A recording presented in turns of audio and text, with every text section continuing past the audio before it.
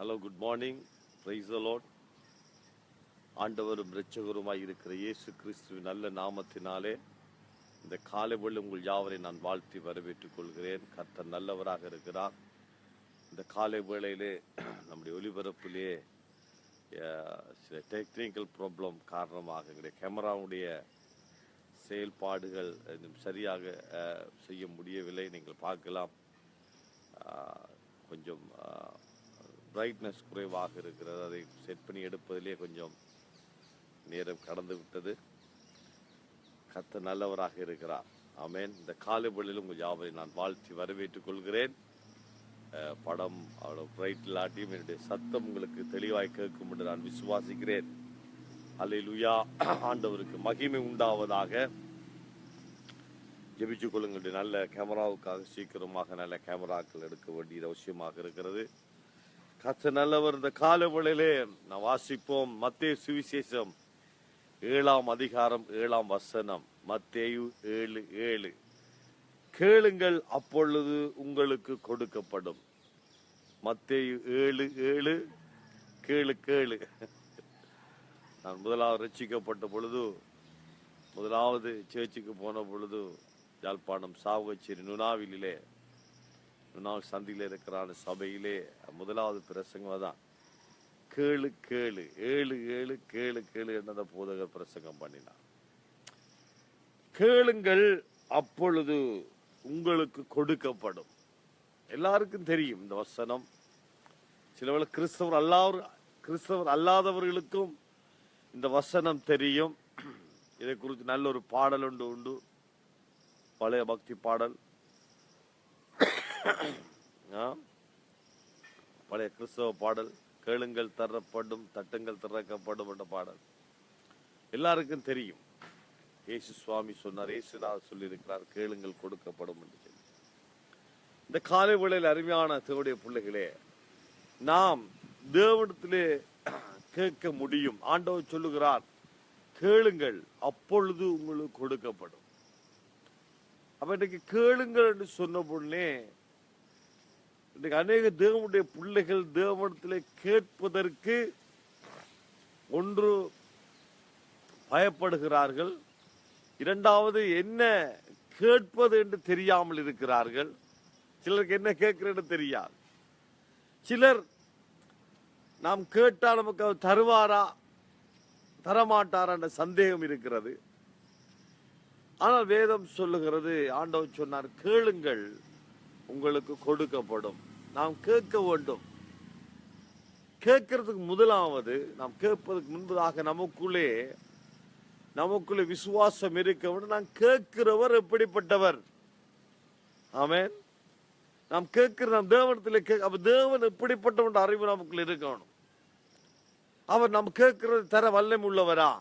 நாம் சிலவள போயிட்டு ஒரு ஆள்கிட்ட ஏதாவது ஒரு காரிய உதவி கேட்கும் பொழுது நாம் அந்த உதவியை செய்வதற்கு அவர் தகுதி உள்ளவரா? அவர் இந்த உதவியை செய்யக்கூடியவரா?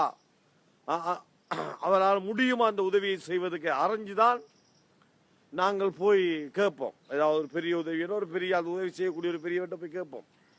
சாதாரண போய் கேட்க மாட்டேன். அவங்கள்ட்ட கேட்டும் பிரயோஜனம் இல்லை, அவங்ககிட்ட இல்லை தரமாட்டாங்கன்னு. ஆகவே இன்றைக்கு நாம் கேட்கிற தேவன் எப்படிப்பட்டவர் என்ற அறிவு நமக்கு இருக்க வேண்டும். அதனால இன்றைக்கு அநேகருக்கு தெரியாது, இதே ஆண்டவர் செய்வாரா, நாம் கேட்டா தந்துருவாரா, அப்படிலாம் சில எண்ணங்கள் உண்டு. பாருங்க அருமையானவர்களே, நாம் கேட்க வேண்டும், தைரியமாய் கேட்க வேண்டும். சொல்கிறது, கேளுங்கள் அப்பொழுது உங்களுக்கு கொடுக்கப்படும். அப்ப கேட்கிறவர் நாம் கேட்கிறால் தேவன் எப்படிப்பட்டவருடைய அறிவு நமக்குள்ள இருக்க வேண்டும். இரண்டாவது, நாம் என்ன கேட்க வேண்டும்? அல்லேலூயா. நாம் என்ன கேட்க வேண்டும் தெரியாமலே கேட்கிற சிலாக்கள். நாம் தேவனிடத்தில் கேட்பதற்கு நமக்கு உரிமை உண்டு. ஆமென். அல்லேலூயா. ஏனென்று சொன்னால் அவர் நம்முடைய தகப்பன், நாம் அவருடைய பிள்ளைகள். அது மாத்திரமல்ல, நமக்கு அவர் சொல்லி இருக்கிறார், நமக்கு அதை தருவேன் என்று சொல்லி இருக்கிறார். அவை முதலாவது நாம் அதையும் அறிந்து கொள்ள வேண்டும். நமக்கு தேவன் என்னென்ன தருவார் என்று சொல்லி இருக்கிறார். அவர் சொன்னதை நாம் கேட்க முடியும். அல்லேலூயா. ஆண்டவர் நிறைய இடங்களிலே அவர் நமக்கு சொல்லி இருக்கிறார், நான் இப்படி செய்வேன், நான் இதை செய்வேன், நான் இதை செய்வேன். அல்லேலூயா. உன்னை உயர்த்துவேன், உன்னை ஆசீர்வதிப்பேன், உன்னை விடுதலையாக்குவேன், உனக்கு சுகத்தை தருவேன், உன்னை பெரியவனாக்குவேன். எத்தனையோ காரியங்கள் தேவன் நமக்கு வாக்குத்தத்தம் பண்ணி இருக்கிறார். அந்த வாக்குத்தத்தங்களை எடுத்து நாம் பேச வேண்டும். அல்லேலூயா. ஏன்னு சொன்னால் பரலோகம் தேவனுடைய வார்த்தைக்கு மாத்திரம்தான் மதிப்பு கொடுக்கும். சிலர் சொல்ற, இல்லை நான் அப்படி இருந்து ஜெபிக்க போறேன், இப்படி இருந்து கேட்க போறேன், நான் அங்கே நான் உபவாசம் பண்ணி ஜெபிச்சு நான் ஜெபிக்கிற ஜெபம் கடவுளுடைய, சிலர் அப்படி சொல்றாங்க பாருங்க. நாங்கள் பாருங்க எல்லாரும் சேர்ந்து உபவாசம் பண்ணி ஜெபம் பண்ணி கடவுளுடைய கையை முறுக்கி கிறுக்கி எப்படியாவது இந்த காரியங்களை பெற்றுக்கொள்வோம். அப்படிலாம் செய்ய வேண்டிய அவசியம் இல்லை. கர்த்தர் நல்லவர், இரக்கம் உள்ள தேவன், கிருபை உள்ள தேவன், நமக்காக தமது சொந்த குமாரனை அனுப்பின தேவன். ஆமென். அவன் நாங்க அப்படியெல்லாம் கஷ்டப்படுத்த வேண்டிய அவசியம் இல்லை. பரலோகம் எப்பொழுதுமே தேவனுடைய வார்த்தைக்கு செவி கொடுக்கும், கனப்படுத்தும். அப்ப தேவன் நமக்கு என்ன சொல்லி இருக்கிறாரோ அந்த காரியங்கள் நாம் கேட்கும் பொழுது, விசுவாசத்தோடு கேட்கும் பொழுது, உதாரணமாக நாம் வியாதியாக இருக்கிறோம், ஆகவே நாம் வியாதியை குறித்து கடவுள் சொல்லி இருக்கிறார். அவருடைய தழும்புகளால் சுகமானீர்கள், நானே உன் பரிகாரியாய கர்த்தர், நான் உனக்கு சௌக்கியம் ஆரோக்கியம் வர பண்ணி உன் வியாதிகளை சுகமாக்குவேன். எரேமியா 33:6. இந்த வார்த்தைகளை எடுத்து ஆண்டவரை நம்ம ஜெபிக்க வேண்டும். அதான் ஜெபம். ஜெபம் என்பது என்னுடைய உரிமைகளை தேவன் எனக்கு தந்ததை நான் அறிக்கையிட்டு அதை பெற்றுக்கொள்வது. அல்லேலூயா. என்னுடைய வாழ்க்கையில என்னுடைய உரிமைகளை, தேவனிடத்தில் எனக்கு இருக்கிற உரிமைகளை நான் சுதந்திரத்துக் கொள்வதுதான் ஜெபம். ஜெபம் என்பதே போய் பிச்சை எடுக்கிறல்ல பாருங்க. எனக்கு அநேக ஜெபங்கள் ஆண்டவர் சமூகத்துல பிச்சை எடுக்கிறோமா, அப்படிலாம் இருக்க வேண்டிய அவசியம் இல்லை. கர்த்தர் சொல்லி இருக்கிறார், கேளுங்கள் உங்களுக்கு கொடுக்கப்படும். ஆமென். அதுக்காக பிச்சை எடுக்க வேண்டிய அவசியம் இல்லை. ஆண்டவர்கிட்ட வந்து நின்று தைரியமாக, அல்லேலூயா, ஆண்டவர் உனக்கு நம்முடைய வாழ்க்கையில நாங்கள் அடிக்கடி சொல்ற பாருங்க, பரிசுத்த வேதாகம் என்பது தேவன் எனக்காக எழுதின உயிர். அந்த உயிரில எனக்கு என்னென்ன உரிமை இருக்கிறது, எனக்கு என்னென்ன காரியங்கள் சொந்தமாக இருக்கிறது என்பதை எழுதி வைத்திருக்கிறார் தேவன். அந்த உயிரை வைத்து நான் ஜெபிக்க முடியும், நான் கேட்க முடியும். இது எனக்கு சொந்தம், நான் சுகமாய் இருப்பது என்னுடைய உரிமை. அல்லேலூயா. நான் ஆரோக்கியமாய் இருப்பது என்னுடைய உரிமை, இது என்னுடைய உரிமை சொத்து. ஆகவே நாம் அதை கேட்க வேண்டும். ஆண்டவரே இயேசுவின் நாமத்திலே நான் சுகமாயிருப்பேன், சுகம் எனக்கு சொந்தம் என்பதை நான் பேசுவதுதான் ஜெபம். அல்லேலூயா. ஆமென். அநேகர் போய் நின்றது கெஞ்சி கொண்டிருக்க கூடாது. ஜெபம் என்பது தேவனிடத்தில், அப்பாவிடத்திலே, அப்பா எனக்கு சொன்ன காரியங்களை, அப்பா எனக்கு எழுதி வைத்த காரியங்களை நான் பெற்றுக்கொள்வது. அல்லேலூயா. ஆமென். எனக்கு ஒரு உயிர் எழுதப்பட்டிருக்கு. அதனால ஆண்டவர் சொன்னார், வழக்காடுவோம் பாருங்கள். வழக்காடுறா என்ன போய் சண்டை பிடிக்கிறதா? கோர்ட்ஸில் வழக்கு பார்த்துருப்பீங்க நீங்க. ஆண்டவர் சொல்றா வழக்காடுவோம் வாருங்கள். வழக்காரன்னு போயிட்டு கோர்ட்ல போய் சண்டை பிடிக்கிறதா? இல்லை இல்லை.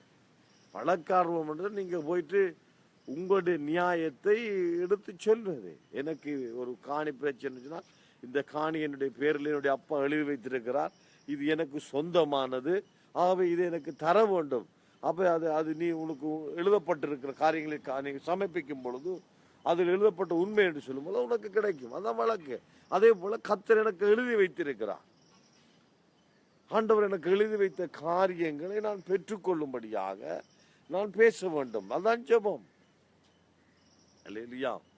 கர்த்தர் நல்லவர், அருமையானவர். ஆகவே வேதம் சொல்லுகிற நீங்கள் கேளுங்கள் அப்பொழுதும் கொடுக்கப்படும். வேதத்துக்கு போங்க, பைபிள் எடுத்து தேவன் நமக்கு என்னென்ன காரியங்கள் எழுதி வைத்திருக்கிறார், என்னென்ன எனக்கு சொந்தம், ஆமென், நான் எப்படி இருக்க வேண்டும் என்று தேவன் எழுதி வைத்திருக்கிறார், அவற்றை எல்லாம் எடுத்து நாம் பேசுவது ஜெபம். ஆமென். நாம் பேசும் பொழுது அதை நாம் பெற்றுக்கொள்ளுவோம். கேட்கிற எவனும் பெற்றுக்கொள்ளுகிறான். அல்லேலூயா. விசுவாசத்தோடு கூட சந்தேகம் இல்லாமல் நான் கேட்போம் என்று சொன்னால் ஆண்டவர் நம்முடைய வாழ்க்கையில பெரிய காரியம் செய்வார். ஆமென். இந்த கால வேளையில நமக்குள்ள தைரியம் உண்டாகட்டும். நீ தைரியமாய் ஆண்டவர்கிட்ட போகலாம். ஆண்டவருடைய வசனம் சொல்லுகிறது, இரக்கம் பெற ஏற்ற சமயத்திலே சகாயம் செய்யும் கிருபை அடையவும் தைரியமாய் கிருவாசன தண்டை சேதக்கரம். தைரியமாய் நீ வர முடியும். நீ கேட்கிறதை பெற்றுக்கொள்ள முடியும். ஆமென்.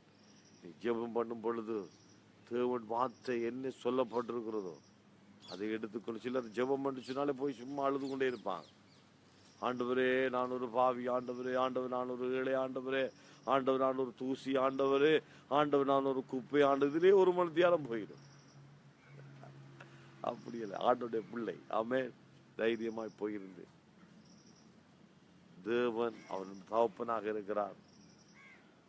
அவர் சொல்லி இருக்கிறார், சொந்த குமாரனும் பாராமல் நம்ம எல்லாருக்கும் அவரை ஒப்பு கொடுத்தவர். அவரோடு கூட மற்ற எல்லாவற்றையும் நமக்கு அருளாதிருப்பது எப்படி? 8:32 ரோமர்ல நான் கேட்கும் பொழுது அதை பெற்றுக்கொள்ள முடியும். அல்லேலூயா. தைரியமாய் போய் கேட்போம். ஆண்டவர் நமக்கென்று எழுதி வைத்த காரியங்களை, நன்மைகளை கேட்போம். கர்த்தர் நிச்சயமாய் தருவார். ஆமென். அல்லேலூயா. கேளுங்கள், அப்பொழுது கொடுத்து கேட்கிற எவனும் பெற்றுக்கொள்ளுவான். ஜெபம் பண்ணுவோமா? நல்ல ஆண்டவரே, சர்வ வல்லமுள்ள பிதாவே, ஆண்டவராய் இயேசுவின் நாமத்தினாலே இந்த காலை வேளை உம் சமூகத்தில் வருகிறோம். கர்த்தாவே, இந்த காலை வேளை முடிவு வரப்புக்கு இருந்த எல்லா தடைகளையும் கர்த்தர் நீக்கி போட்டபடியாலே ஸ்தோத்திரம். இயேசுவின் நாமத்திலே ஆண்டவர் இந்த கேமரா எல்லாம் நன்றாக சீராக செயல்படத்தக்கதாக நல்ல கேமரா எங்களுக்கு கிடைப்பதாக இயேசுவின் நாமத்திலே இந்த காலை வேளையிலே சுவாமி ஆண்டவர் உமது வார்த்தையை தியானிக்க கிருபை செய்திரே. உமது வார்த்தை சொல்ல கேளுங்கள், அப்பொழுது உங்களுக்கு கொடுக்கப்படும். ஆண்டவரே, இந்த காலை நாங்கள் எதை கேட்க வேண்டும், எப்படி கேட்க வேண்டும், யாரிடம் கேட்க வேண்டும் என்பது குறித்து தியானிக்கு கிருபை செய்தபடியாலே ஸ்தோத்திரம். இந்த காலை வேளை என்னோடு கூட இணைந்திருக்க ஒவ்வொரு பிள்ளையுடைய வாழ்க்கையிலும் கர்த்தர் அவர்கள் ஜெபிக்கும் பொழுது இந்த நாட்களில் அவர்களும் அவருடைய வாழ்க்கையில் இருக்கிற பிரச்சனைகளுக்கு ஆண்டவரை பதிலை பரிசுத்த வேதாமத்திலே காண்டு ஆண்டவர் அதை பேசும் பொழுது, அதை ஜெபிக்கும் பொழுது அது அந்த வார்த்தையின்படி உமது பிள்ளைகளுக்கு ஆகட்டும் சுவாமி. உமது வல்லமையான கரத்தில் ஒப்புக் கொடுக்கிறேன். ஆண்டவரே, இந்த காலை வேளையிலே ஒவ்வொருவரையும் ஆசீர்வதி. வியாதிப்பட்டவர்களை ஆசீர்வதி. பொருளாதார நெருக்கடியில் குடும்ப பிரச்சனை இருக்கிறவர்களை ஆசீர்வதியும் ஐயா. தேவனுடைய கிருபை, தேவனுடைய தயவுக்குள்ளே ஒப்புக் கொடுக்கிறேன். தொடர்ந்து வழி நடந்து காத்துக்கொள்ளுங்க. இயேசு கிறிஸ்து நல்ல நாமத்தில் ஜெபிக்கிற நல்ல பிதாவே. ஆமென். God bless you. கர்த்தர் உங்களை ஆசீர்வதிப்பார். ஜெபிச்சு கொள்ளுங்க. நல்ல கேமராவுக்காக ஆண்டவர் பெரிய காரியங்களை செய்வார். மீண்டும் நாளை காலை சந்திக்கிறேன். God bless you. Bye bye. Hallelujah.